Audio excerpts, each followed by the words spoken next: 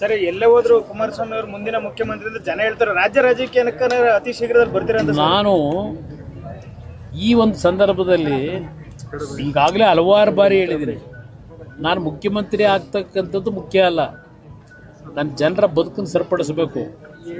ಈ ಕೆಟ್ಟ ರೀತಿಯ ಸರ್ಕಾರ ಏನು ನೋಡ್ತಾ ಇದ್ದೀವಿ, ಈ ಸರ್ಕಾರ ಹೋಗ್ಬೇಕು. ನನಗೆ ಮುಖ್ಯಮಂತ್ರಿ ಆಗೋದು ಆಮೇಲೆ ಯಾರಾಗಬೇಕು ಅನ್ನೋದು ನೋಡೋಣ. ನನಗೆ ಬೇಕಾಗಿರೋದು ಸರ್ಕಾರ ತೆಗಿಬೇಕು ಅನ್ನೋದಕ್ಕೋಸ್ಕರವಾಗಿ ನಾನು ನಮ್ಮ ಒಂದು ಮೈತ್ರಿಯ ಒಪ್ಪಂದ ಇರತಕ್ಕಂಥ ನಮ್ಮ ಸ್ನೇಹಿತರ ಜೊತೆಯಲ್ಲಿ ಮಿತ್ರರ ಜೊತೆಯಲ್ಲಿ ನಾನು ಹೋರಾಟ ಮಾಡಬೇಕು ಅಂತಕ್ಕಂಥದ್ದು ಇದೆ.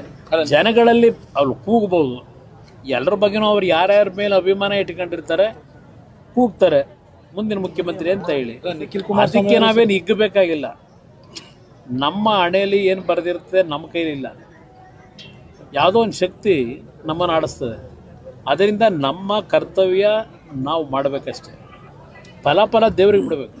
ಲೋಕಲ್ ಬಾಡಿ ಎಲೆಕ್ಷನ್ ಅಲ್ಲಿ ಮೈತ್ರಿ ಸಂಬಂಧಪಟ್ಟಂಗೆ ಮತ್ತೆ ಮಾತುಕತೆ ಇಲ್ಲ, ಇನ್ನೂ ನಾವು ಯಾವುದೇ ಮಾತುಕತೆ ಮಾಡಿಲ್ಲ. ಆದರೆ ಮಾತುಕತೆ ಮಾಡ್ತಕ್ಕಂಥದ್ದಕ್ಕೆ ಈಗಾಗಲೇ ಎರಡೂ ಪಕ್ಷದಲ್ಲಿ ಒಂದು ವಾತಾವರಣ ತಿಳಿಗೊಡಿಸೋದಕ್ಕೇನು ನಾವೇನೇನು ರಬ್ಬೇನಾಗಿಲ್ಲ. ಎರಡೂ ಕಡೆ ಇದು ಒಂದು ಒಪ್ಪಂದ ಆಗಬೇಕು ಅಂತಕ್ಕಂಥದ್ದು ಇದೆ. ಯಾವ ಸಂದರ್ಭಕ್ಕೆ ನಾವು ಕೂತು ಚರ್ಚೆ ಮಾಡಬೇಕು ಮಾಡ್ತೀವಿ. ನಿಖಿಲ್ ಕುಮಾರಸ್ವಾಮಿ ಅವರು ಅದನ್ನೇ ಹೇಳ್ತಾ ಇದ್ದಾರೆ ಸರ್, ಮುಂದಿನ ದಿನಗಳಲ್ಲಿ ಕುಮಾರಸ್ವಾಮಿ ಅವರು ಸಿಎಂ ಆಗ್ತಾರೆ, ರಾಜ್ಯದ ಜನ ಕೂಡ ಅದನ್ನ ಬಯಸ್ತಾ ಇದ್ದಾರೆ. ಜನ ಹೇಳ್ತಾರೆ ಅಂತ ಹೇಳ್ತಾರೆ. ನಿಖಿಲ್ ಕುಮಾರಸ್ವಾಮಿ ಅವರ ನನ್ನ ಆಯ್ಕೆ ಮಾಡೋದು ಜನ ಹೇಳೋದನ್ನು ಅವ್ರು ಹೇಳ್ತಾವ್ರೆ. ನಿಖಿಲ್ ಕುಮಾರಸ್ವಾಮಿ ಅವರು ಮುಖ್ಯಮಂತ್ರಿ ಆಗ್ಬೋದು. ಮುಖ್ಯಮಂತ್ರಿ ಈಗಲೇ ನೋಡ್ತಾ ಇದ್ದೀರಿ ಸರ್ಕಾರದಲ್ಲಿ ಎಷ್ಟು ಜನ ಮುಖ್ಯಮಂತ್ರಿಗಳಾಗಬೇಕು ಅಂತಾರೆ. 28ಕ್ಕೆ ಮುಖ್ಯಮಂತ್ರಿ ನಾನು ಆಗಬೇಕು ಅಂತ ಇದ್ದೀನಿ ಅಂತ ಹೇಳಿ ಹಲವಾರು ಜನ ಕ್ಯೂ ಇದ್ದಾರೆ. ಅವ್ರನ್ನೆಲ್ಲ ನಾವು ಓವರ್ಟೇಕ್ ಮಾಡಾಗಬೇಕಲ್ಲ, ಅಷ್ಟು ಸುಲಭ ಇದೆಯಾ ನೋಡೋಣ. ಸರ್, ಇವತ್ತು PUC ಪ್ರಶ್ನೆ ಪತ್ರಿಕೆ ಮತ್ತೆ ಲೀಕ್ ಆಗಿದೆ. ಅಲ್ಲಿ ಈ ಸರ್ಕಾರದ ಸಾಮರ್ಥ್ಯ ಎಷ್ಟಿದೆ ಅನ್ನೋದನ್ನು ನೀವು ನೋಡಿ. ಈ ಸರ್ಕಾರ ಎಷ್ಟು ಮಟ್ಟಿಗೆ ಕೆಲಸ ಮಾಡ್ತಾ ಇದೆ. ಇವತ್ತು ಆ ಪ್ರಶ್ನೆ ಪತ್ರಿಕೆ ಲೀಕ್ ಆಗ್ತಕ್ಕಂಥದ್ದಕ್ಕೆ ಆ ಒಳಗಡೆ ಇರ್ತಕ್ಕಂಥವರೇ ಮೂಲ ಪುರುಷರಿರ್ತಾರೆ. ಸರ್ಕಾರಕ್ಕೂ ಗೊತ್ತಿರುತ್ತದೆ. ಆದರೆ ಹಿಂದೆನೂ ಏನಾಯಿತು, ಹಿಂದಿನ ಹಲವಾರು ಬಾರಿ. ಸದ್ಯ ನಾನು ಮುಖ್ಯಮಂತ್ರಿ ಆಗಿದ್ದಂಥ ಸಂದರ್ಭ 2 ಬಾರಿ ಕಮಿಷನ್ ಯಾರೂ ಹೇಳಲಿಲ್ಲ, ಕುಮಾರಸ್ವಾಮಿ ತಗೋತಾನೆ ಅಂತ ಹೇಳಿ. ಪ್ರಶ್ನೆ ಪತ್ರಿಕೆಗಳಾಗಲಿ ಇಲ್ಲಿ ಪಾಪ ನಮ್ಮ ಪೊಲೀಸ್ ಅಧಿಕಾರಿಗಳಿದ್ದಾರೆ, ಹಲವಾರು ನೇಮಕಾತಿಗಳು ಮಾಡಿದ್ವಿ ನಾವು ನಮ್ಮ ಕಾಲದಲ್ಲಿ.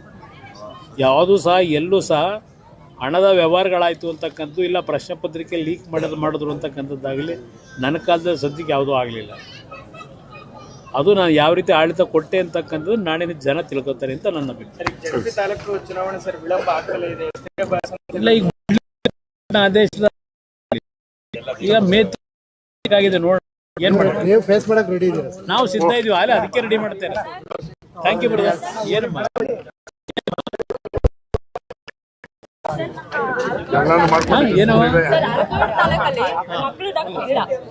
ತುಂಬಾ ಜನ ಆಯುರ್ವೇದಿಕ್ ಡಾಕ್ಟರ್ಸ್ ಇದ್ದಾರೆ.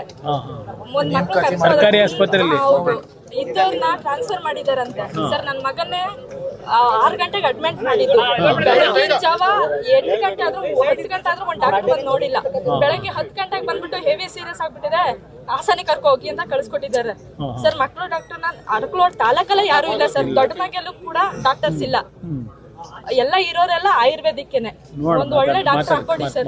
ಮಾತಾಡ್ತೀನಿ, ಹಾಕ್ಸ್ಕೊಡ್ತೀನಮ್ಮ. ಲೇಟ್ ಆಯ್ತು, ನಾನು ಮಾಡಿಸ್ಕೊಡ್ತೀನಮ್ಮ.